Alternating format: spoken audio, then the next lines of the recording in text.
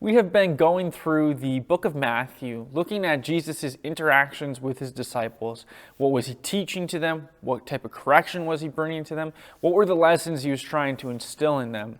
And then asking the question of how do those lessons translate to us today as his current disciples? And so we find ourselves at the end of Matthew chapter 24 today. In verse 20. Matthew chapter 17, verse 24. And so at the tail end of that, in the English Standard Version, it reads, "When they came to Capernaum, the collectors of the 2 drachma tax went up to Peter and said, 'Does your teacher not pay the tax?' He said, 'Yes.' And when he came into the house, Jesus spoke to him first, saying, 'What do you think, Simon? From whom do kings of the earth take toll or tax? From their sons or from others?'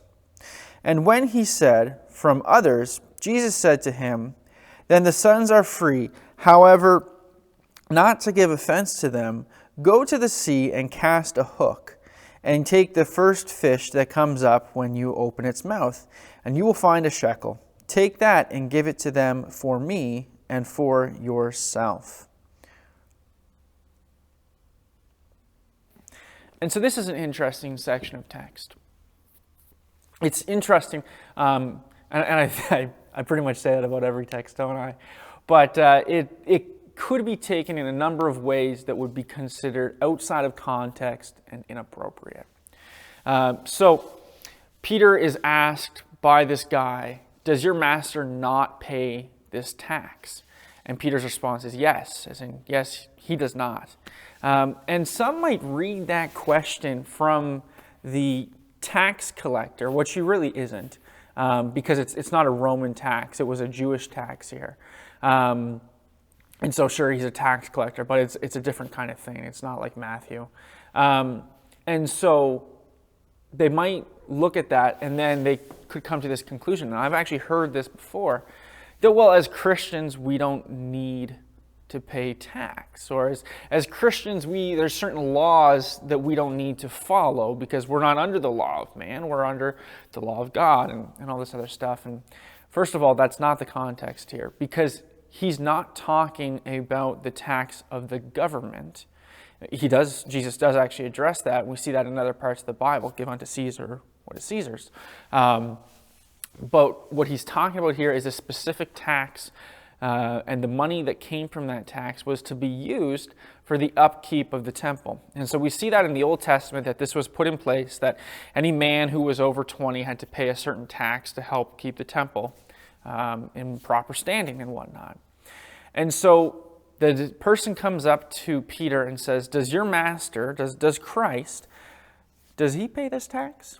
And some people will read that kind of as this accusational question, especially with some other translations. I think the CSB, for example, it says, "Doesn't your master pay tax?" kind of thing. But it's not necessarily an accusational or an aggressive question, because there were some who were exempt from this tax. Priests who worked in the temple oftentimes were not required to pay this tax. And so, Jesus is a rabbi, and they knew that, he was a rabbi who kind of had a ministry different from all these other rabbis. And so there's this question. It could have been just literally been a legitimate question of, does he pay tax? Like, is he supposed to pay tax? So he says, yes, he doesn't pay the tax. He doesn't need to pay the tax, kind of thing. Kind of a very protective assumption of Peter there. And then he enters the house, and Jesus starts the conversation. And so that's neat on its own. I mean, did he overhear him, or is it just his divine knowledge? Either way, he starts the conversation, and he asks Peter this question: do the kings tax other people, or do they tax their sons? Like, if you had a king, or if you were a king and you put out a tax for something, would you then tax your own family as well, which the tax was going to support? Or would you just tax the others? And his response is, well, no, he doesn't tax his own sons, he taxes the others. And so Jesus' response is, well, then the sons of God don't need to pay this tax. Notice it's not saying the sons of God don't need to pay any tax.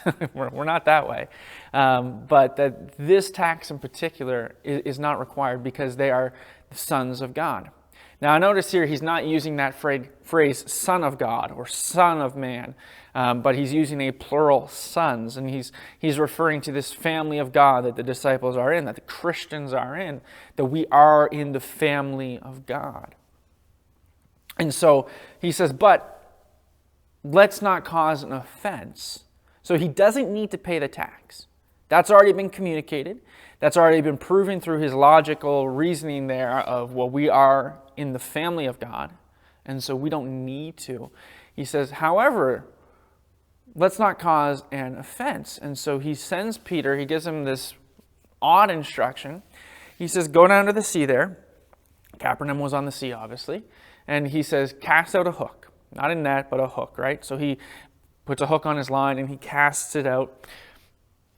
And he says, the first fish that you bring in, and he pulls out this coin, and that would have been worth for, however you say that phrase, but it would have covered the fee of this tax for Peter and for Jesus. So then they would have been paid. And that's where the story cuts. Now, obviously, the assumption is that he went out and he did catch that fish, and there was a coin in the mouth. We've seen that before in another part of in the New Testament. And so there's kind of three thoughts to pull from this that we can talk about. The first one being our connection to God, our place with God, because he uses that phrase, right? The sons of God.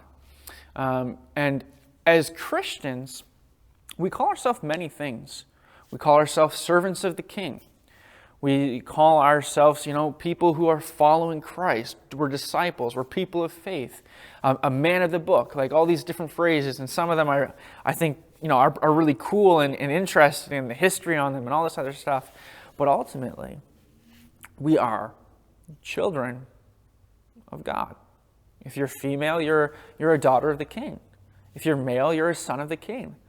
And to have that understanding that, yes, I am a servant of the Most High, but I'm also his son. I've been adopted into that fold. I am now in that family. There's something special about that. There's something really, really wonderful about that. And then there's this idea of offense. Jesus easily could have went out and given an explanation and said, I don't need to pay that because of my position. And the question from the guy collecting was, does your rabbi, does he pay the tax?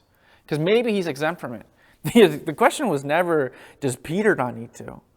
The assumption was that Peter was going to have to pay this tax, and the question is, does Jesus as well? But Jesus' response was, well, the sons of God, this plurality, and so that included Peter. And so he could have went out and made the case, a very strong case, sure, that he wasn't going to pay the tax, and neither was Peter. But he says, let's avoid causing an offense here. And here's the reality, is sometimes we can choose hills to fight on or to die on, or we take stands on things, and really, it's not worth it. It does more harm than good. If it's not like a morality thing, if it's not something of great importance that's going to compromise your standing with God, or compromise your morals, or lead you astray, or something like that. Sometimes we can, out of stubbornness or anger, or maybe a sense of entitlement or something, we can come to this idea of, well, I don't need to do that, and so I'm not going to. But Jesus here was saying, well, I don't need to pay this fee, but I am going to, because I don't want to cause an offense here. There's a sense of the smoothness of relationships. And I would encourage you in your own life to avoid causing offense where it's avoidable. Now, as Christians, we are going to offend people, because the gospel that we believe in is offensive. And the truth that we believe in of the sinfulness of man and the need of redemption and all this stuff, that is an offensive message. And good, it leads people to repentance. And you almost need to be offended to be able to see the sin in your life. But in areas where offense does not need to be made, don't make it. Don't make offense just for the sake of stirring something up. Don't do that. Have smooth relationships. Be well with other people, and that will help in evangelizing to them. That will help in the kind of bond of relationship that ministry can take place in. And then there's the third point. So notice Jesus doesn't just like say, Peter, go pay the fee, Do you have enough money for this? Do we need to go do some work? Do we need to sell something? Hey, Matthew, do we, in our account, like in, he was the tax collector, who was kind of the money guy. Hey, do we have enough to pay this kind of thing? His response, and this is crazy, was go and go down to the coast and cast out and catch a fish, and there will be a coin in the fish's mouth, and take that and then go pay our fee. Fishing season here in Nova Scotia is closely approaching. You're just now able to buy your licenses for this upcoming season.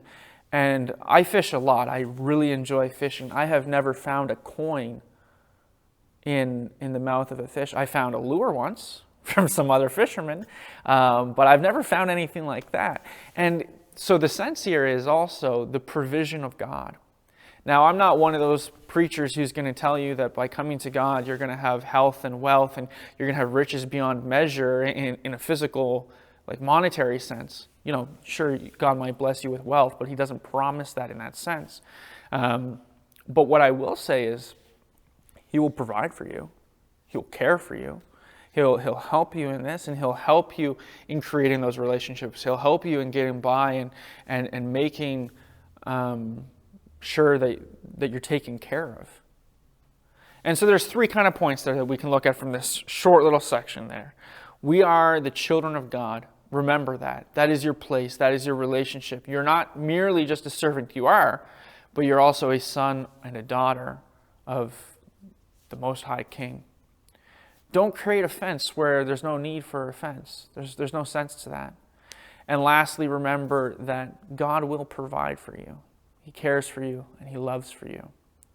I hope that's encouraging to you today, and I hope that you honor God in all that you do. Have a great week.